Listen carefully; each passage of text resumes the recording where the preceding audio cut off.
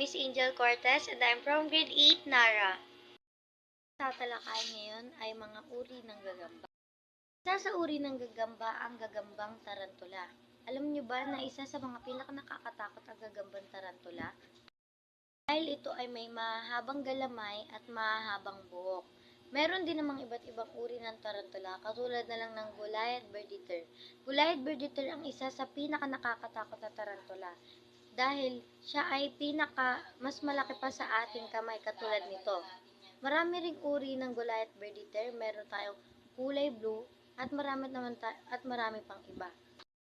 Meron ding mga kulay pink at kung minsan ay may orange pa. Maraming iba-ibang uri ng tarantula na kung saan pwede silang makita. Pwedeng sa ilalim ng bato at minsan ay may mas mga nakakatakot pa dahil minsan sila ay nakukuha lang sa ilalim ng puno kung hindi naman sa ilalim ng bato. Nakakatakot na tarantula ang Goliath bird eater dahil ito ay ang pinakamatabang tarantula at pinakamalaki. Mas malaki pa ito sa ating kamay kumpara sa mga normal na tarantula.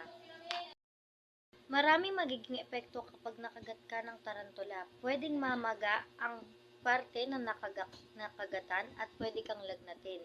Kung minsan naman ay kapag Goliath bird eater ang nakagat sa'yo, ay pwedeng maging sanhi ng iyong pagkamatay, lalo na kapag ang kamandag nito ay dumaloy na sa iyong katawan at hindi na kayang lunasan pa. Sana ay nag-enjoy ka sa ating aralin na tinalakay at may natutunan. Maraming salamat! Bye-bye!